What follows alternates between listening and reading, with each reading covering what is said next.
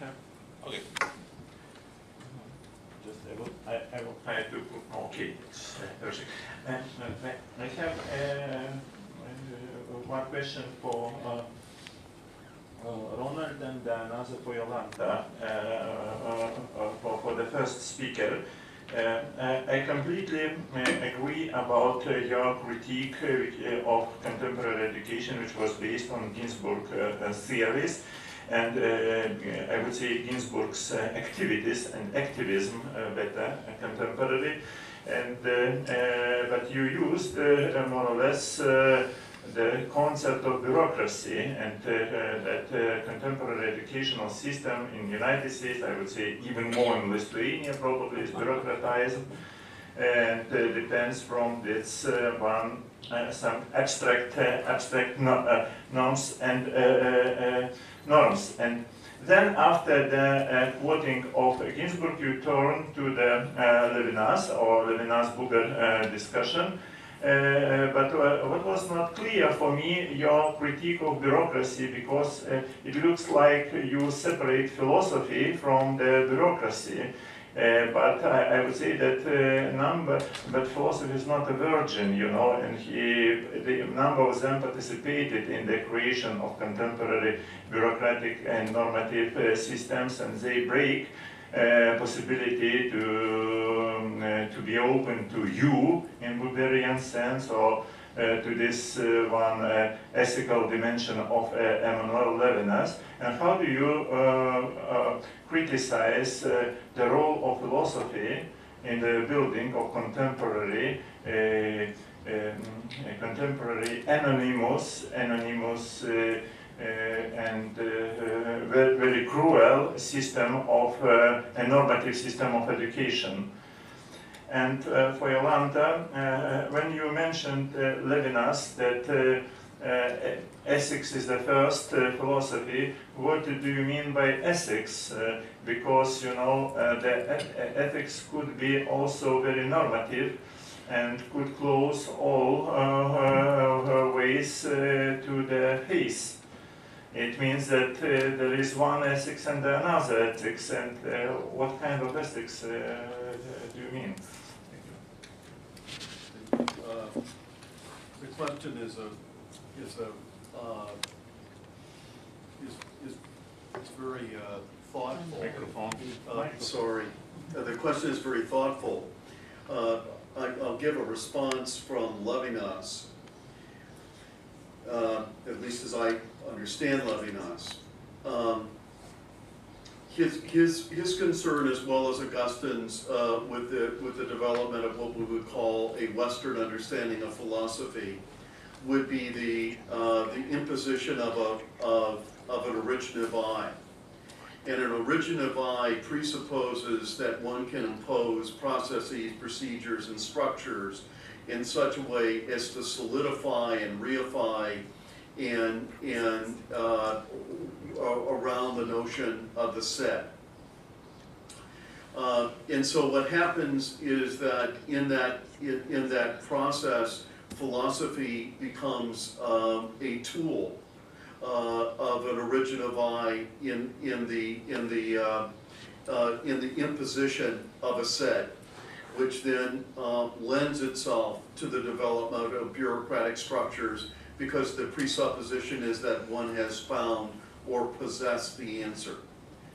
If one works from the presupposition of a derivative I, in which the other is called forth, in a sense one is called forth by otherness or by alterity, the issue of solidification, or what would be called the said, doesn't have the same power.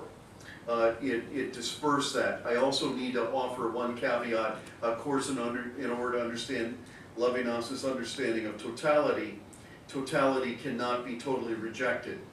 To reject all totality is to move totality into infinity. And so one of the things that he would do is to recognize the need for temporal structures.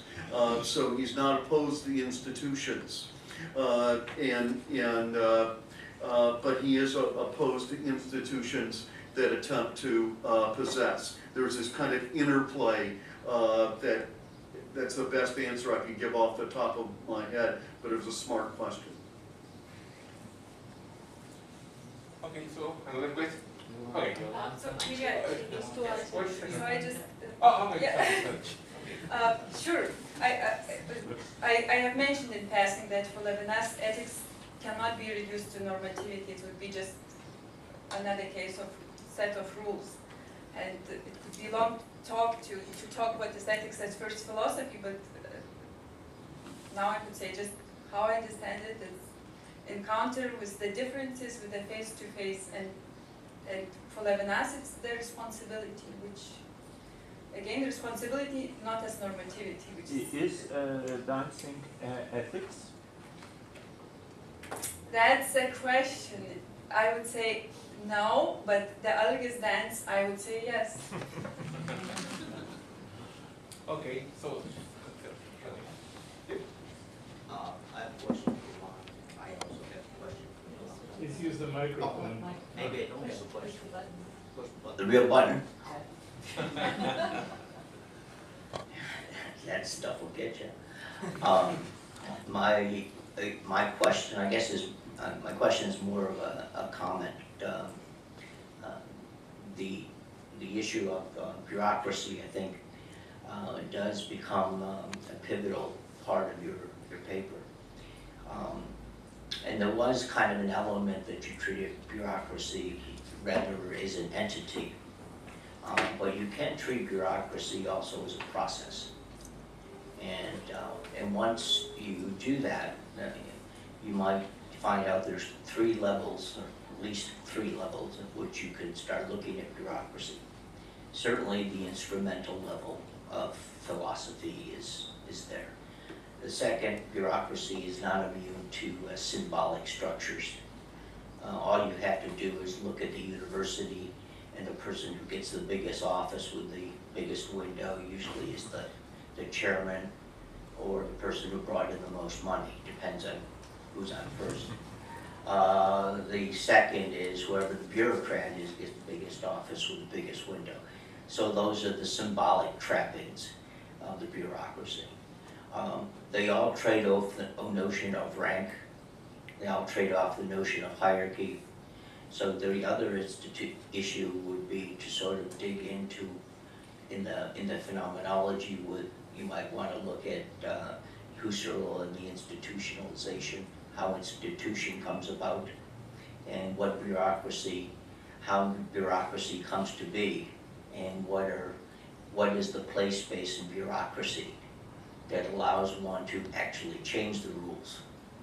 Because one of the nice parts about bureaucracy, the more rules they create, the more openings there are for basically to overthrow certain rules. So that was just a comment.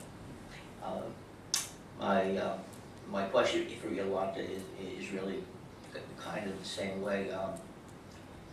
I remember, this is a kind of a story comment, Algis will be involved in this,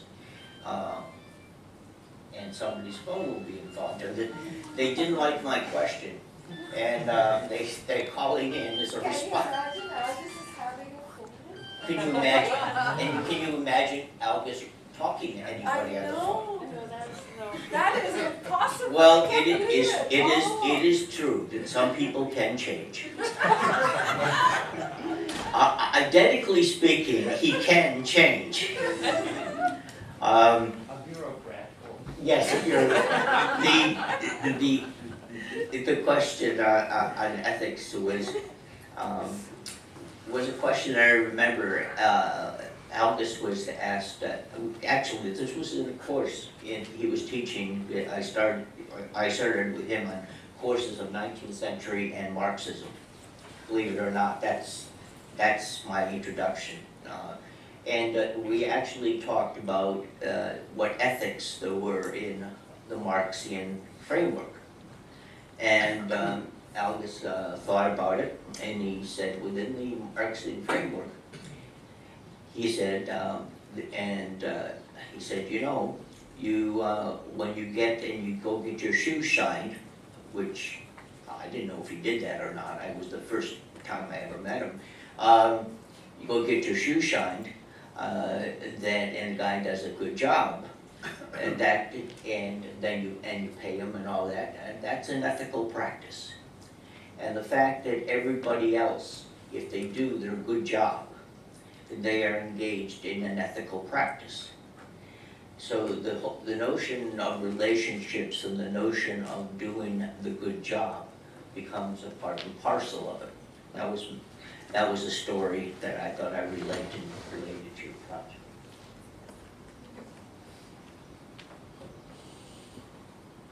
I think Algis had this. Yeah.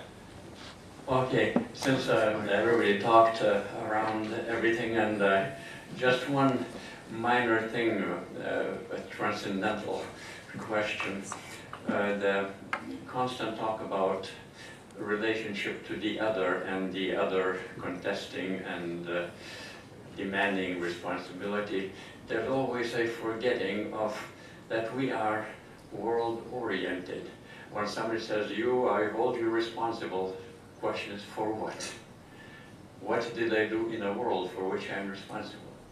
What are you challenging me about something, about some event, so that a constant dialogical intentionality gives priority to the subject matter, the world, and not to me and you as two entities facing one another as different. So the world is the medium which unites us and maybe separates us, but nevertheless we are always world-oriented. I'm asking you about something. Levinas contests me, okay, about what? About my being a Nazi, my being the shoeshine boy, or whatever. So that's my comment. Thank you. Okay. So, the third, another question? Okay. Consensus, right?